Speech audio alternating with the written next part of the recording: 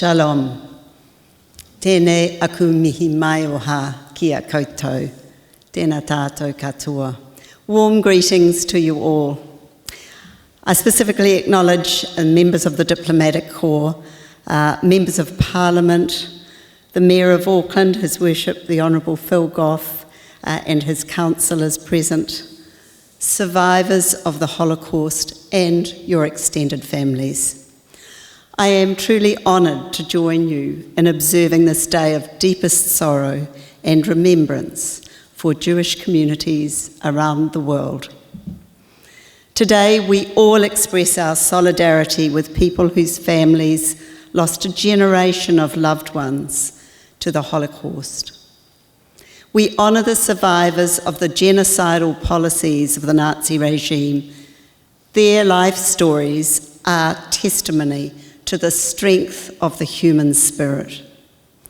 We support their commitment to keep alive the memory of the millions of people who perished in the Holocaust. Our best course to honour that memory is to affirm the humanity and dignity of all peoples, wherever they come from and whatever their cultural background. To find the courage to stand up for what is right, to confront evil and to call out racism, and to maintain our nation's commitment to the rule of law and our international commitments to refugee populations. With the passage of time, knowledge of the Nazi regime and the extermination camps is fading from the general public memory. And I wholeheartedly endorse the Holocaust Centre's commitment to halting this trend by offering professional development opportunities for teachers and encouraging schools to use its resources. I wish the Centre every success in its goal to make sure that all New Zealand students study the Holocaust before they leave school.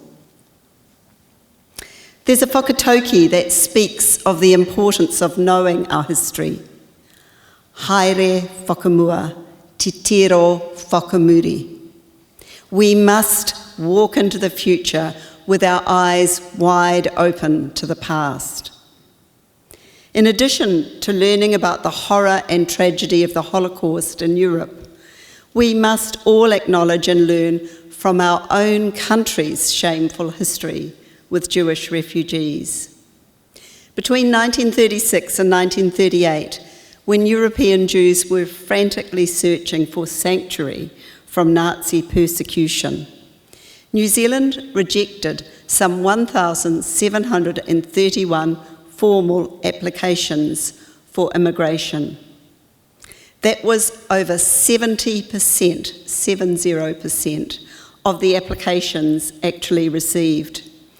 We also actively discouraged thousands more from even applying. European Jews were not recognised as refugees before the war, and our immigration policies of the era favoured British applicants. The cards were stacked against them then. Government ministers, professional groups, trade unions openly expressed reluctance to provide a haven for more Jewish refugees, and that reluctance is a stain on our history. Only 727 Jewish refugees were allowed into New Zealand in those years.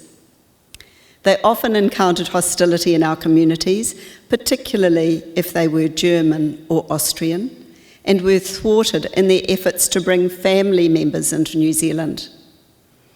This prejudice continued even after the war, when the horrors of the Holocaust were clear and undeniable. Yet those refugees persevered and rebuilt their lives here. They had families here and they became valuable members of our communities. Some are represented here today. New Zealand has benefited immeasurably from their talents, their resilience and their contributions to the economic, social and cultural life of our nation. In the 21st century, we do not have to look far to see what happens when prejudices are allowed to go unchecked.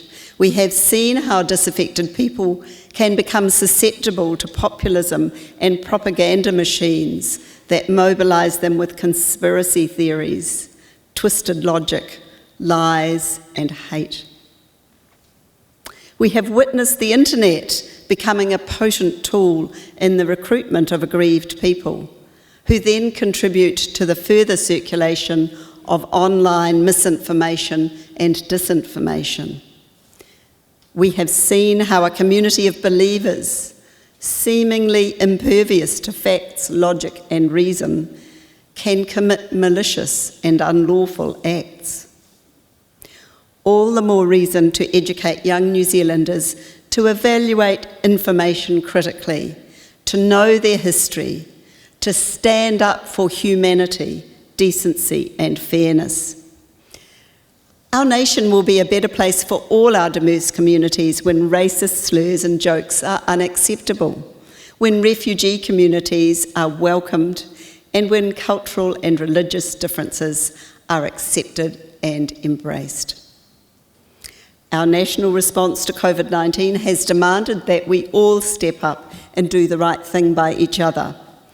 And by harnessing that sense of social responsibility, we have an opportunity to create an even more compassionate, inclusive society where everyone, no matter where they come from, is treated with respect and humanity.